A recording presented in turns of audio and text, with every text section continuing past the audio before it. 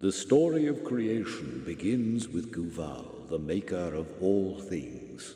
From the tree of 7 branches, Guval carved the spheres of creation, Ergal and Kosas.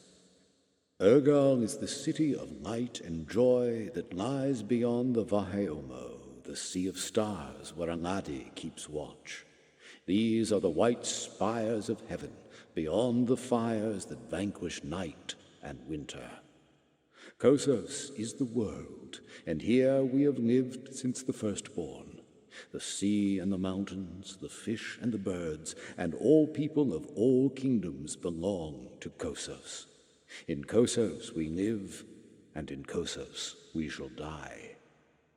Guval, the maker of all things, created his children, Amesido, god of the sea, Lahara, goddess of the flame, Vadagar, god of the earth, and Urath, god of the sky. From the white stones of his city, Guval cast down his children. Never shall you cross the gates of heaven, said the maker of all things. Here I am Lord, and I shall rule so all creation knows my tyranny.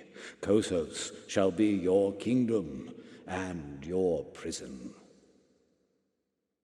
The children of Guval gathered at the center of the world, and there built the city named Ileose, for all would know this place as the city of gods. Urath said unto them, Here we shall make a people to serve and worship us. This very temple was built upon the city of Ileose, for Lanel means city of gods in the tongue of the old Runari.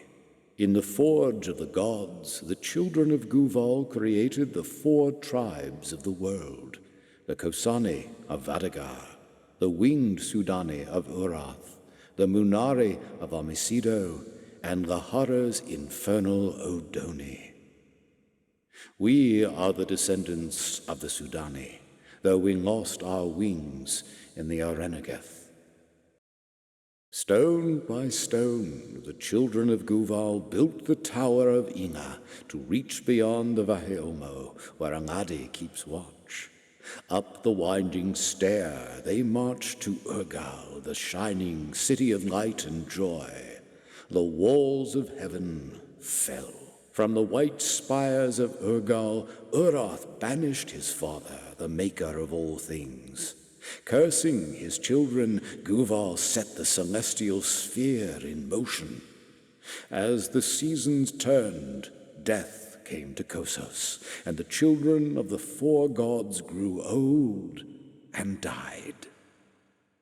The windows of our temple also tell the story of doomed Iona, daughter of Amesido. Vadagar, god of the earth, fell in love with Iona, enraptured by the beauty of her song. Vadagar raised Iona's palace above the waves, but as a fish cannot live out of water, Iona perished in her lover's arms. Amesido grieved for his daughter and swore vengeance. With a great wave he struck the earth and flooded the cities of the Kosani, children of Vadagar. Those who survived the deluge fled to Sanavar, a mountain of the wise, where they await the return of their god. This is the tale of the Arenegeth, the war of the gods. The children of Guval usurped their father, the maker of all things, and Urath proclaimed himself Lord of all creation.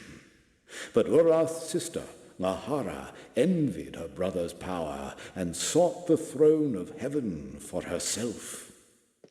Lahara and her disciples rebelled, and the gods made war against each other. Thus we know this battle as the first Arenegeth. Urath crushed Lahara's rebellion and banished his sister to Kosas, our world, where our ancestors lived and died.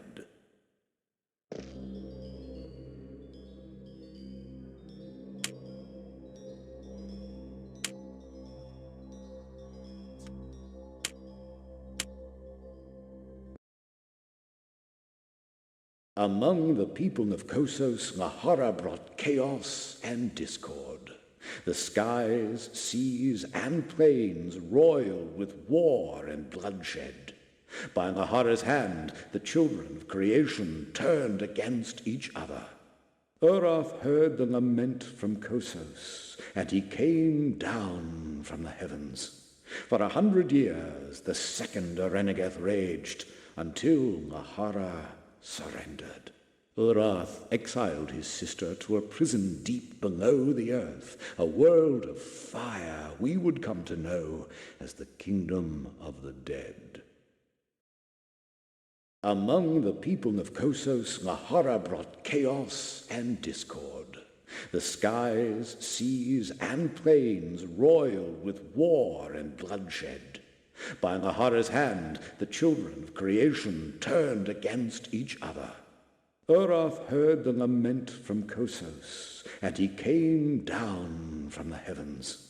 For 100 years the second Arenegeth raged, until Nahara surrendered.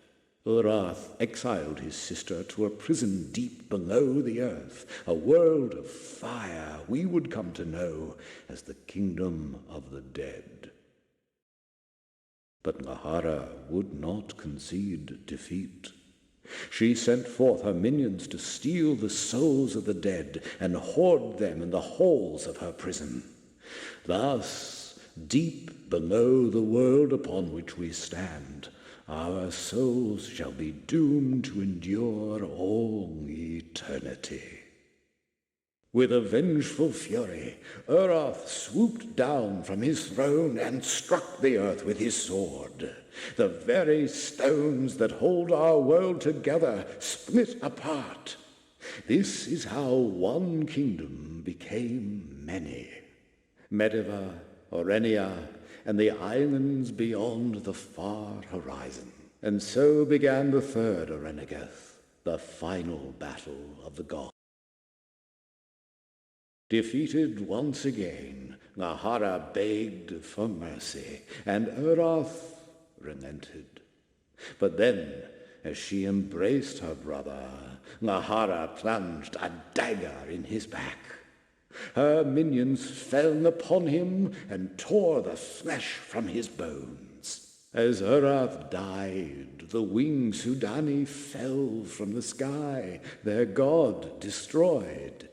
The cities of glass shattered and became the Vahiomo, the sea of stars.